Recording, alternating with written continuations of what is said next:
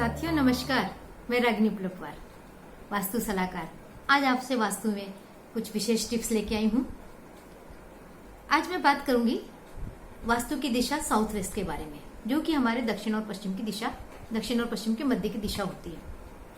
साथियों, यह हमारी संबंधों की दिशा है और संबंधों के बारे में आप जानते हैं कि वर्तमान में सारे संबंधों को लेकर हर कोई परेशान है। किसी की बॉस के साथ नहीं पट रही, किसी की पड़ोसी के साथ नहीं पट रही है, किसी के घर में झंझट हो रही है, माता पिता के साथ तनातनी चल रही है। हर कोई परेशान है संबंधों को लेकर। क्या है संबंधों के बिगड़ने का कारण? कहीं वास्तु तो नहीं है? जी हाँ, वास्तु भी एक कारण हो सकता है। तो आइए हम बात करते हैं संबंधों की दिशा को कैसे ठीक करें।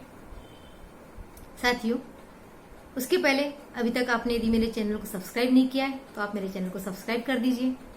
और हाँ, यदि आपको वीडियो पसंद आता है, मेरी जानकारियां पसंद आती है, तो आप इसे लाइक कीजिए, शेयर कीजिए और बेल आइकन जरूर दबाइएगा, जिससे आपको मेरे लेटेस्ट वीडियो मिलते रहेंगे।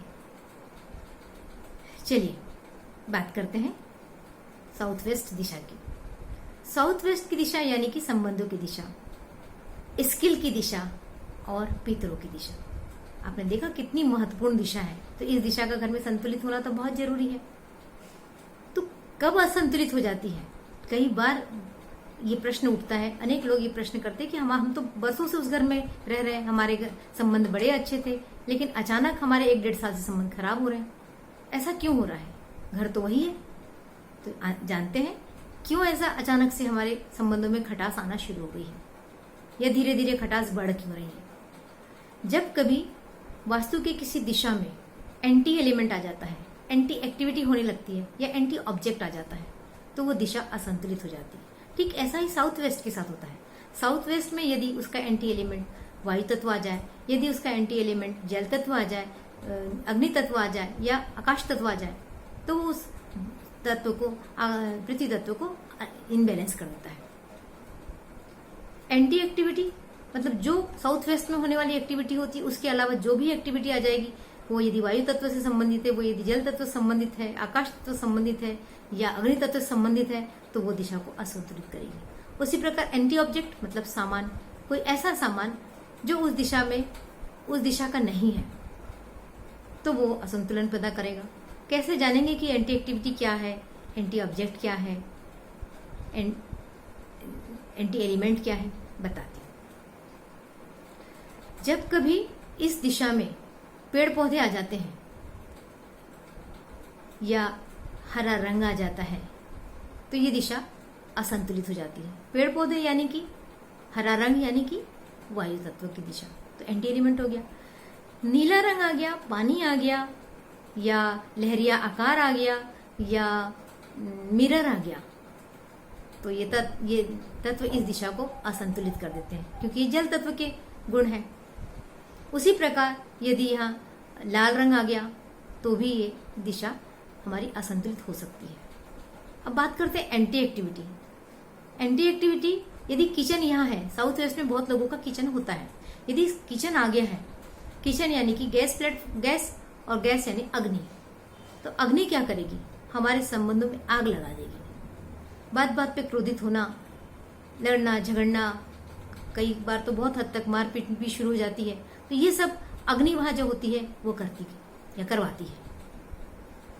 उसी प्रकार यदि यहाँ बेडरूम आ जाता है, क्योंकि साउथ वेस्ट की दिशा रिलैक्स की दिशा भी नहीं है, यहाँ कुछ करते रहने की इच्छा होगी, तो यहाँ हम सो नहीं सकते, तो बेडरूम भी यदि आ गया तो ये दिशा असंतुलित हो जाएगी या हमें प्रॉपर नींद नहीं आएगी।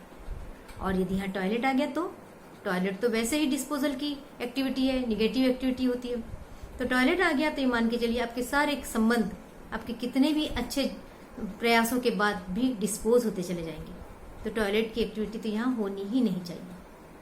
पर हाँ, वास्तु में ऐसे उपाय हैं, यदि ये चीजें आ रही हैं तो इसको हम वास्तु उपाय से दूर कर सकते हैं। उसी प्रकार यदि हमको साउथ वेस्ट की दिशा को, एंटी ऑब्जेक्ट को देखना है, क्या हो सकता है एंटी ऑब्जेक्ट? यहाँ यदि आपका ड्राइंग रूम है, तो ड्राइंग रूम में लोग शो की बहुत सारी चीजें रखते हैं, पेंटिंग्स लगाते हैं।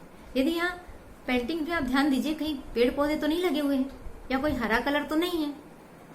सामान्यतः इसमें बहुत नुकसान नहीं होगा, लेकिन यदि आपके यहाँ समस्या आ रही है तो आपको इन चीजों पे ध्यान देना चाहिए और ये चीजें यहाँ से हटाकर कुछ दिनों के लिए, कम से कम 21 दिनों के लिए ऑब्जर्व करना चाहिए कि आपकी समस्या का कुछ समाधान हो रहा है। यदि हो रहा है तो आप उसको हटा दीजिए और ये मान के चलिए कि इस रंग के कारण, इस पेंटिंग के कारण आपको प्रभाव आ रहा था।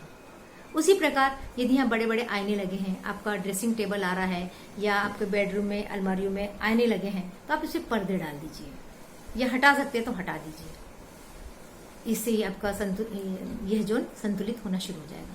ऐसे छोटे छोटे उपाय हैं साथियों, जिसको करने से हम साउथ वेस्ट की दिशा को सही कर सकते हैं। हमें यहाँ अधिक से अधिक पीले रंग का उपयोग करना चाहिए। यहाँ का आकार जो है चौकोन आकार होता है, चौकोर आकार होता है, उसका उपयोग करना चाहिए। और पृथ्वी तत्व जैसे कि हम जानते हैं ठहराव की दिशा है, स्थायित्व की दिशा है। हमारे जीवन में जो हम पल पल में इधर उधर भागते हैं, हम स्थायी नहीं रह पाते, वो इस तत्व के असंतुलन के कारण होती है। कुछ हद तक मोटापा भी इसी जोन के इनबैलेंस होने से होता है। आप मोटे हो रहे हैं, अचानक से मोटे हो रहे हैं, तो थोड़ा सा ध्यान दीजिए कि आपके साउथ वेस्ट में कुछ न कुछ इनबैलेंस हो गया है। यहाँ क्या रखा जा सकता है? यहाँ पर आप रख सकते हैं भारी सामान, स्टोर बना सकते हैं। यहाँ पर आपकी बुक सेल्फ आ सकती है, आपकी बड़ी बड़ी अलमारियां यहाँ आ सकती हैं। तो इस दिशा में इस तरीके से रख सकते हैं। इस दिशा में आप पीतल की वस्तुओं को भी रख सकते हैं, क्योंकि ये पीतल जो होता है, ब्रास, वो इस दिशा का ही मेटल है। इस तरीके से छोटे छोटे उपाय करके आप अपने साउथ वेस्ट को अच्छा कर सकते हैं, यानी कि आप अपने संबंधों को सुधार सकते हैं। प्रयास तो करिए, ऑब्जर्व कीजिए, आपकी समस्या है तो प्रयास कीजिए, इन चीजों को लागू करके देखिए और मुझे उम्मीद है कि आपको अवश्य इसका फायदा मिलेगा। साथियों, अगले वीडियो में अगले एक नए विषय के साथ फिर मिलूंगी आपसे। तब तक के लिए नमस्कार।